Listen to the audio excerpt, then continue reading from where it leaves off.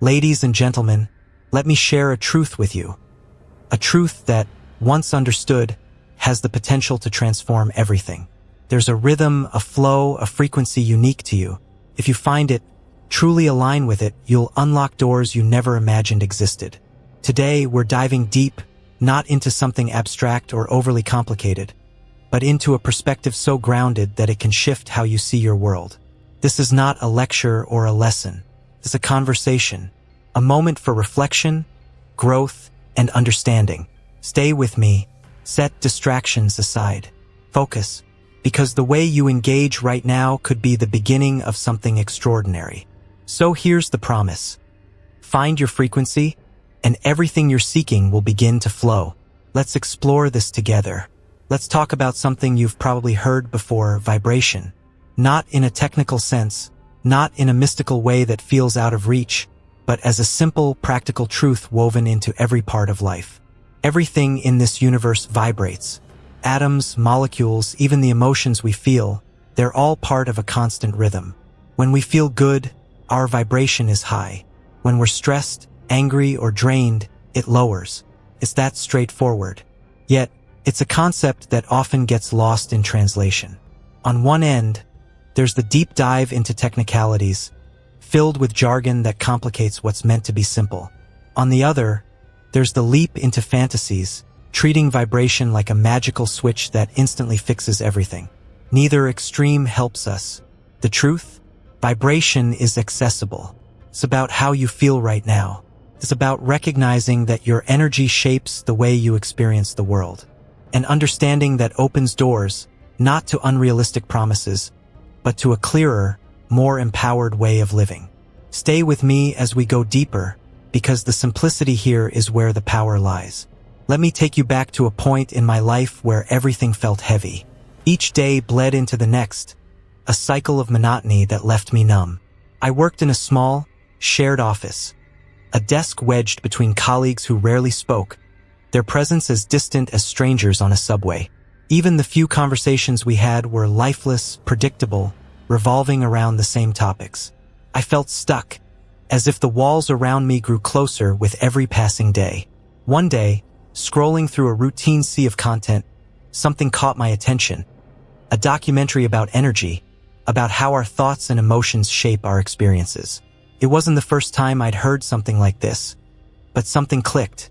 Not a grand revelation, just a flicker of curiosity I hadn't felt in years. I started reading more, diving into books, videos, anything that could offer insight into this idea of vibration and energy. But the more I learned, the more questions I had. How could I apply this? Could it really change anything? I wasn't convinced, but I was desperate enough to try. My first steps were small, almost laughably so. I decided to walk to work instead of taking the overcrowded bus. Those 25 minutes of quiet gave me space to breathe, to notice things I'd never paid attention to before. A street musician playing a soft tune, the warmth of the morning sun, the way my body felt in motion. But the challenges didn't disappear. My neighbor's blaring morning music still grated on my nerves. My colleague's endless stories about his kids still drained me. And yet, something was shifting. Slowly, I realized that the problem wasn't them. It was my reaction, my focus on what wasn't working instead of finding what could. Each day, I made a conscious choice. When the noise began, I'd wake up earlier and leave the house before it started. I'd buy a coffee from the vendor at the park and take a few moments to sit quietly before heading to the office. At work, instead of avoiding conversations, I leaned into them.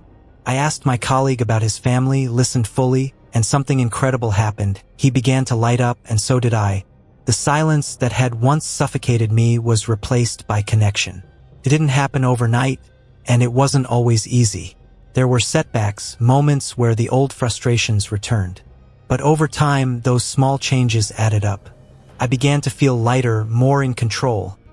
Not of what happened around me, but of how I responded to it. That was my first lesson. Transformation isn't about erasing obstacles, but learning to navigate them with grace. It's not a sudden leap. It's a series of small steps that lead you to a better version of yourself.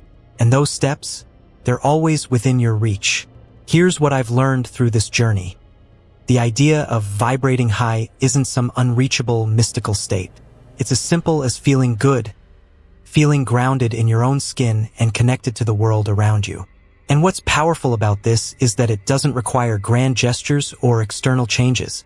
It's about small, deliberate actions that shift how you experience life. There's a common belief that our happiness depends on the right circumstances, on external things falling into place. A better job, more money, someone else changing their behavior. But that's a trap. Relying on what's outside of you only keeps you stuck, waiting for something beyond your control to fix what's within. What I've discovered is that true transformation starts with how you choose to engage with your own life. It's about finding the small actions that make you feel more alive. For me, it was walking to work, sipping coffee in the park, or simply connecting with someone I'd overlooked for years. These weren't life-altering moves on their own, but collectively, they shifted my perspective. They reminded me that I had the power to influence how I felt, regardless of what was happening around me. The greatest insight, the path to a better life isn't something you arrive at. It's something you walk every day. It's not in the destination. It's in the journey itself. Each small step you take to care for your well-being, to shift your focus, and to see beauty in the ordinary is a step toward a higher vibration. So, here's the truth I want to leave you with. The life you want isn't waiting for you at some distant finish line.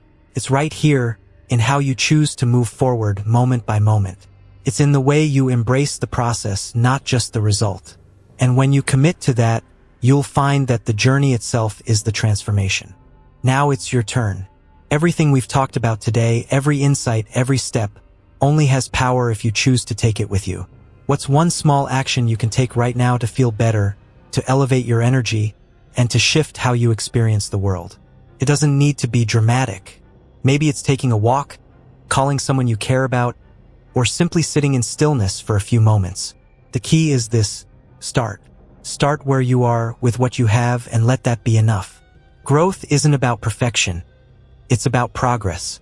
Each decision to care for yourself, to nurture your well-being, and to stay present creates a ripple that spreads through every part of your life.